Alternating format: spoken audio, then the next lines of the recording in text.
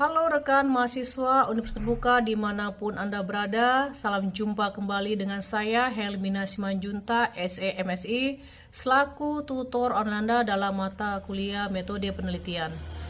Setelah mengikuti aktivitas belajar kedua ini, mahasiswa diharapkan mampu menjelaskan topik penelitian dan referensi penelitian.